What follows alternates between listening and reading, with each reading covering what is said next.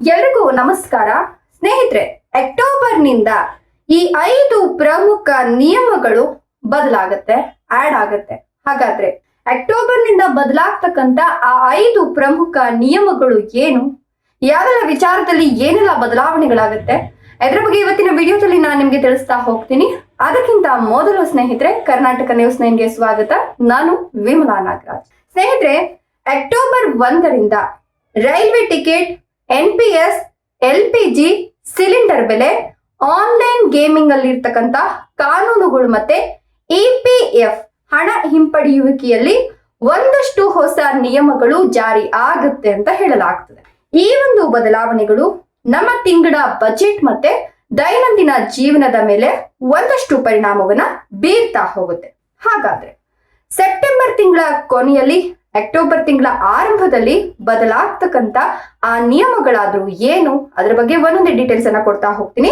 ಸ್ನೇಹಿತರೆ, ಅಕ್ಟೋಬರ್ ಆರಂಭದಿಂದಲೇ ಸಾಮಾನ್ಯ ಜನರ ಜೀವನ ಹಾಗೆ ಖರ್ಚಿನ ಮೇಲೆ ನೇರವಾಗಿ ಈ ಒಂದಿಷ್ಟು ಹೊಸ ನಿಯಮಗಳು ಪರಿಣಾಮವನ್ನ ಬೀರುತ್ತೆ. ರೈಲ್ವೆ ಟಿಕೆಟ್ಗಳಿಂದ ಹಿಡಿದು ರಾಷ್ಟ್ರೀಯ ಪಿಂಚಣಿ ವ್ಯವಸ್ಥೆ ಏನಿದೆಯಲ್ಲ, ಅಲ್ಲಿವರೆಗೂ ಕೂಡ ಬದಲಾವಣೆಯನ್ನ ಕಾಣ್ತಾ ಹೋಗುತ್ತೆ. LPG ಸಿಲಿಂಡರ್ ಬೆಲೆಗಳಿರಬಹುದು, ಆನ್ಲೈನ್ ಗೇಮಿಂಗ್ ಇರಬಹುದು, ಮತ್ತೆ EPF ಹಣ ಹಿಂಪಡೆಯುವ ಸೌಲಭ್ಯಗಳಿದೆಯಲ್ಲ, ಈ ಎಲ್ಲದರಲ್ಲೂ ಕೂಡ ಒಂದಷ್ಟು ಪರಿಷ್ಕರಣೆಗಳು ಆಗ್ತಾ ಹೋಗುತ್ತೆ. ಸೊ ಅಕ್ಟೋಬರ್ 1ನೇ ತಾರೀಕಿಂದನೇ ಈ ನಿಯಮಗಳು ಜಾರಿ ಆಗ್ತಾ ಹೋಗುತ್ತೆ. ಸೊ ಅಕ್ಟೋಬರ್ 1, 2025ರಿಂದ ರೈಲ್ವೆ ಇಲಾಖೆ ಹೊಸ ನಿಯಮವನ್ನ ಜಾರಿಗೆ ತರುತ್ತೆ. ಇದರ ಪ್ರಕಾರ IRCTC ವೆಬ್ಸೈಟ್ ಅಥವಾ ಮೊಬೈಲ್ ಆಪ್ ಮೂಲಕ ಬುಕಿಂಗ್ ಪ್ರಾರಂಭ ಆದಂತ 15 ನಿಮಿಷಗಳ ಒಳಗಡೆ ಸಾಮಾನ್ಯ ಟಿಕೆಟ್ ಬುಕ್ ಮಾಡುವಾಗ ಆಧಾರ್ ಆಧಾರಿತ ದೃಢೀಕರಣ ಕಡ್ಡಾಯವಾಗುತ್ತೆ. ಅಂದ್ರೆ ಆಧಾರ್ ಕಾರ್ಡ್ ಕಂಪಲ್ಸರಿ ಬೇಕೇ ಬೇಕು.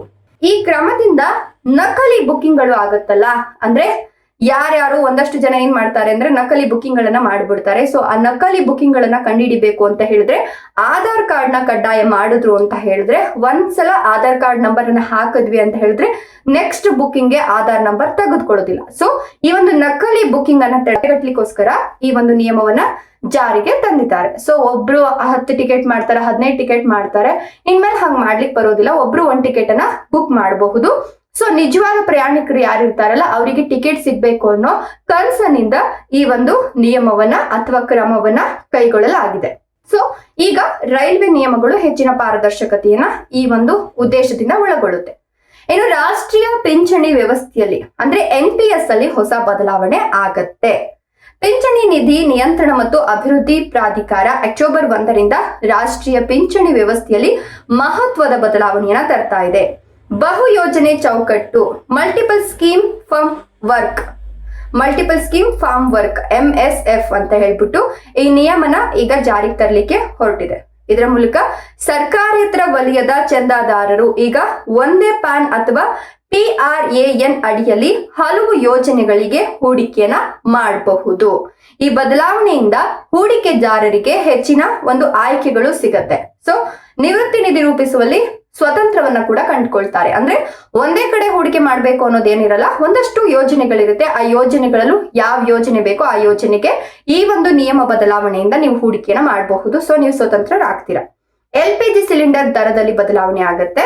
ಪ್ರತಿ ತಿಂಗಳಂತೆ ಅಕ್ಟೋಬರ್ 1ರಂದು LPG ಸಿಲಿಂಡರ್ ದರಗಳು ಬದಲಾಗುವ ಸಾಧ್ಯತೆ ಇದ್ದು, ಕಳೆದ ಕೆಲವು ತಿಂಗಳಲ್ಲಿ ವಾಣಿಜ್ಯ ಸಿಲಿಂಡರ್ ಬೆಲೆಗಳಲ್ಲಿ ಏರಿಳಿತ ಕಂಡು ಬಂದಿತ್ತು. ಸೊ ಕಳೆದ ತಿಂಗಳು ಬೆಲೆಗಳ ಪರಿಷ್ಕರಣೆ ಕೂಡ ಮಾಡಲಾಗಿರೋದ್ರಿಂದ ಈ ಬಾರಿ ಕೂಡ ಅಕ್ಟೋಬರ್ ಆರಂಭದಲ್ಲಿ ಸಿಲಿಂಡರ್ ದರದಲ್ಲಿ ಬದಲಾವಣೆ ಆಗಬಹುದು ಅಂತ ಹೇಳಲಾಗ್ತಾ ಇದ್ದು, ಗೃಹಿಣಿಯರ ಪಾಕೆಟ್ ಬುಕ್ ಮೇಲೂ ಕೂಡ ಇದು ನೇರವಾಗಿ ಪರಿಣಾಮ ಬೀರುತ್ತೆ. ಅಂದ್ರೆ ಕಡಿಮೆನಾದ್ರೂ ಆಗಬಹುದು, ಹೆಚ್ಚಾದ್ರೂ ಆಗಬಹುದು, ಡಿಪೆಂಡ್ ಅಪಾನ್ ಸಿಚುವೇಶನ್ಸ್. ಇದನ್ನ ನೋಡ್ಕೊಂಡು ಅಕ್ಟೋಬರ್ 1ನೇ ತಾರೀಕಿನ ಎಲ್ಲ ಆಗುತ್ತೆ ಅಂತ ಮತ್ತೊಂದು ವಿಡಿಯೋದಲ್ಲಿ ಹೇಳ್ತಾ ಹೋಗ್ತೀನಿ. ಇನ್ನು ಆನ್ಲೈನ್ ಗೇಮಿಂಗ್ಗೆ ಹೊಸ ನಿಯಮಗಳು. ಏನು ದೇಶದಲ್ಲಿ ಯಾವುದೇ ರೀತಿಯ ಆನ್ಲೈನ್ ಜೂಜಾಟ, ಬೆಟ್ಟಿಂಗ್ ಅಥವಾ ನೈಜ ಹಣದ ಆಟಗಳಿಗೆ ಅವಕಾಶ ಮಾಡಿಕೊಡೋದಿಲ್ಲ.